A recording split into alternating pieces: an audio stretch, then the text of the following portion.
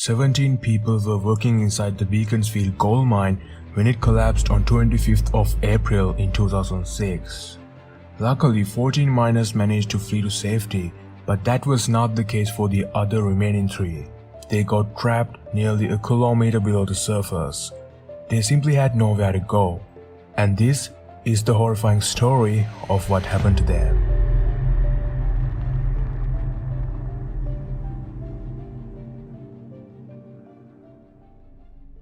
This nightmare of a story begins in Beaconsfield, a small town located in Tasmania, Australia. The town was famous for mining, specifically the Beaconsfield gold mine. It was discovered in 1847, and during its operational period, it was one of the richest gold mines in Australia.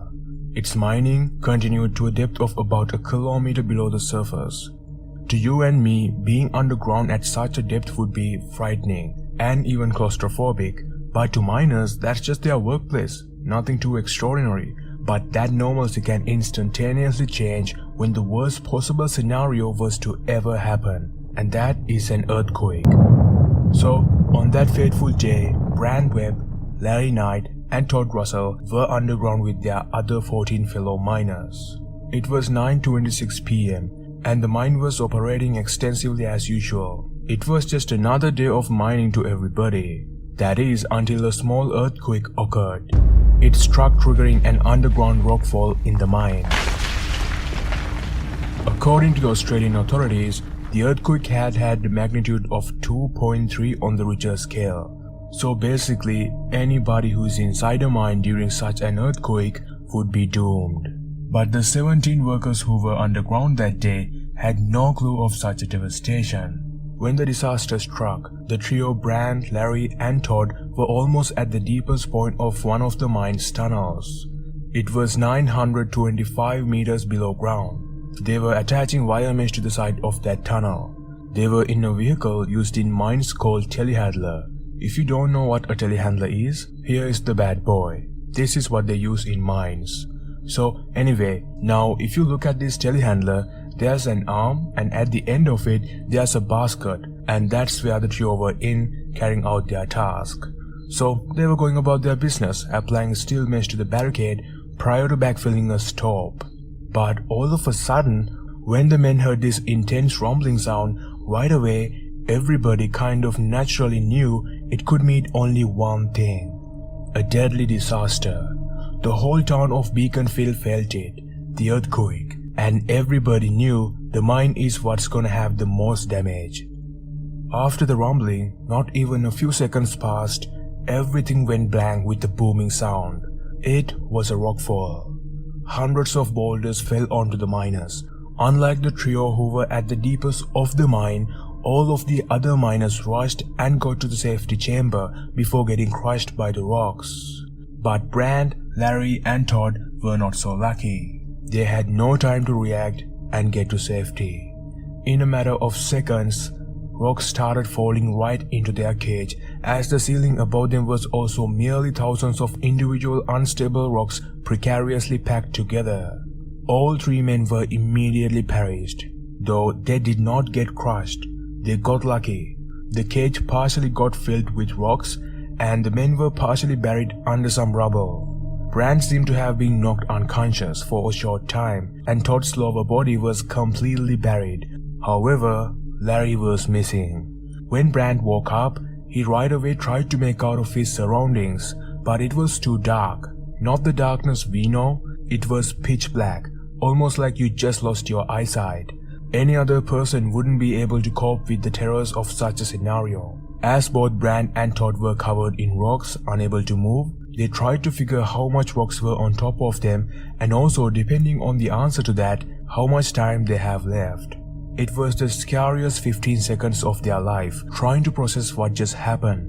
Then Brand remembered his cigarette lighter, so he pulled it out of his pocket and lit it up. He saw Todd half buried in the rocks and rubbles, but Larry was nowhere to be seen. The 2 men then started vomiting as they were slowly being crushed to death. A little while went by. Both Brand and Todd had no choice but to free themselves. So, with all the strength they had, they freed themselves and each other from the fallen rocks by cutting through their clothes and boots, which were stuck in the rocks using utility knives. If they had stayed buried in the positions they were in for any longer, even 10 more minutes, they would have died, being crushed by the boulders. So although they spent all the strength they had for that, at least now they aren't half buried anymore. Nonetheless, still, they knew the chances of them surviving this nightmare was almost next to zero. You see, above them was 800 tons of rocks. For anyone to reach the little cage Bran and Todd were in through all those boulders was extremely difficult and surely would take a long time, probably days. But how long would that be? Or rather, how long are they able to survive with no food and clear drinkable water? They felt even worse thinking of their friend, Larry. He had perished. Before the rockfall, he was just there with them. However, now they had no choice but to hope that he's okay. So for the next 14 days, these two miners spent every second of the time they had thinking it was their last. Imagine the fear they must have felt. On the other hand, their families up on the ground were going through the same heartache and fear. Everyone knew that if there was anyone who couldn't make it to the safety chamber on time must be dead by now. To the villagers, the miners who were working underground that day were their husbands, fathers, sons, brothers, and friends. So, Bran and Todd had to be strong for them. So, they didn't just give up. They were able to survive the first several days by drinking groundwater, seeping through the rock overhead. They used their helmets to collect as much water as possible. Bran also had a muesli bar with him. He cut it in half and shared it with Todd. The men didn't eat it right away. They agreed to wait 24 hours before eating it because they knew if they were to be rescued, it's going to take days. So a day went by after being trapped. Like they said, once they passed the 24-hour mark, they were supposed to eat the muesli bar. But instead, they decided to wait longer as they sensed no sign of rescue anytime soon. So just like that, they continually extended the time day by day until they finally gave in and decided to eat it on 29th of April. They waited 4 days just to eat that little muesli bar. Yet when they ate it, they ate small pieces of the bar at a time to make it last as long as possible. But sadly, Todd later lost a large portion of his half of the bar when it fell out of his pocket. Things could not get any worse. The two were also wondering about Larry the whole time. How come he's the only one that disappeared when both Bran and Todd did not? But little did they know, the worst thing that they knew deep down had come true. Larry Knight had died the second the boulders fell into their cage. He had been crushed. You see, an all-scale rescue operation began immediately when the mine collapsed. And only after 2 days of searching for the missing 3 miners, Larry's body was discovered in the shaft at 7:22 a.m. on 27th of April. Apparently, he was the driver of the telehandler. When they found Larry, they knew that they were only looking for another 2 dead bodies. Rescue workers opted to not proceed further through the rubble past the back end of the telehandler because it was unsafe. Instead, they blasted a new tunnel across the main decline to the side tunnel, hoping to come out in front of the telehandler. On 29th of April, they began blasting that new tunnel, detonating at least 6 large explosive charges to form the tunnel. The blasts dislodged the rocks inside the cage of the telehandler, which Bran and Todd attempted to clear, although as the blasts came closer, rocks were dislodged faster than they could clear it. Todd recorded the date and time of each blast on his clothing, so that if they died as a result of a blast, the rescuers would know that they had been alive prior to a particular blast. Both Bran and Todd also wrote letters to their families on their clothing.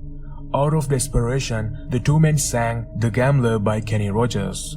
That was the only song both knew, and with it, they were able to keep their spirits up as they waited for successive blasts to occur in the tunnel.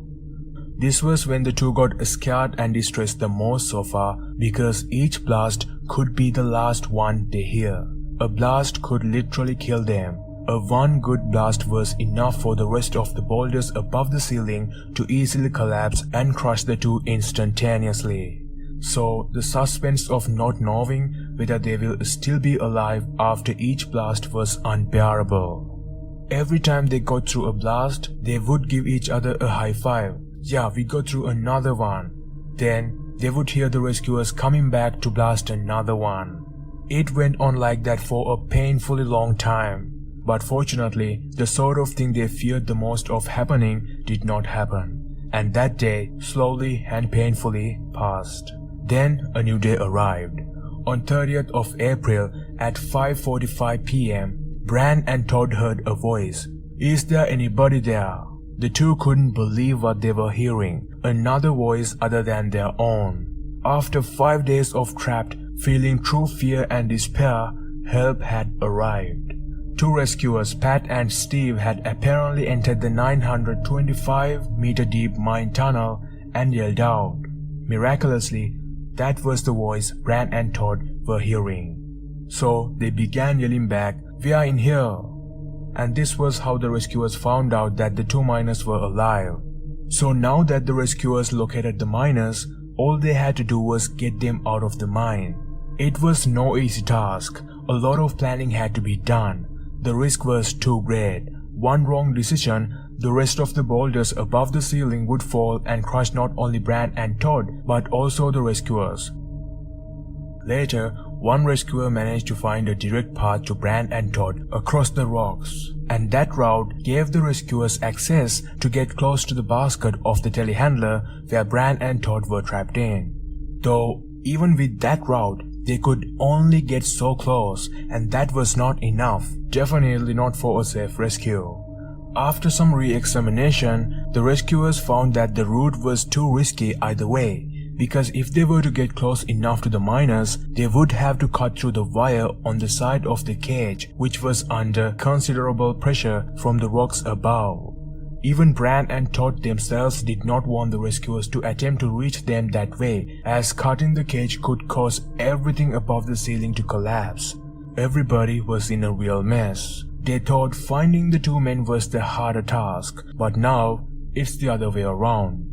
I mean, the rescuers could even see and talk to the two men, and yet they couldn't reach them. They immediately halted blasting in the access tunnel and instead decided to drill a smaller hole through the rock between the head of the access tunnel and the part of the side tunnel where the miners were trapped. After drilling non-stop for over a day, on 1st of May, the rescuers were still 12 meters from the miners. At this point, they were not only able to communicate with Bran and Todd, but also give them food, water, and medications through a small pipeline that the rescuers drilled through. Then a phone line was set up and a camera was sent down to film everything they were going through. The two men then spent some time talking things through with the rescuers, and after a while, they finally asked about Larry. And the rescuers had no choice but to tell them that he had been found dead. So with that, they got back to drilling again. At one point, the rescuers had to stop drilling for some time because of the danger of another collapse. But that wasn't the only difficulty. They came across many more complications trying to penetrate those last 12 meters. They even had to change their plan a couple times, but eventually, after 14 terrifying nights and tireless work continuously done by the rescuers, at 4:27 a.m. on 9th of May, the rescuers Glenn, Donovan, and Royce got to the miners. They finally cracked into the cage where Bran and Todd were in. One of the rescuers yelled, "I can see your light," when he broke through the ground which was separating him from Bran and Todd, to which they replied, "I can see your light too." Bran Webb was freed at 4:47 a.m. followed by Todd Russell at 4:54 a.m. So, just like that, the miners were rescued.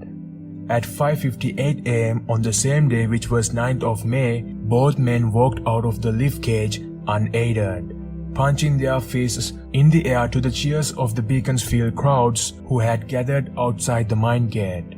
Bran and Russell embraced their family members who rushed to hug them. Their families never gave up on them, and they couldn't felt any happier seeing their loved one looking alive and well like that. If anybody would walk out of there, or anybody would get out of there, my boy would. Later, Bran and Todd were transported to a hospital just after 6 a.m. Both had several injuries like damaged vertebrae and injured knees and neck. But after treatments and some good rest, they had a fast recovery, but that was only physically. The two men say that even to this day, the mental trauma of that incident affects their day-to-day lives. Since that day, they were never the same. It has had a huge negative impact on their lives. On top of all that, they also feel a great deal of guilt because they survived while Larry did not. So it seems they are still recovering mentally. Considering what happened to them, they're actually doing much better. They were two strong-minded men, being trapped almost a kilometer underground for not just a few hours or days, but 2 weeks straight. I hope they will find some peace with everything that happened to them.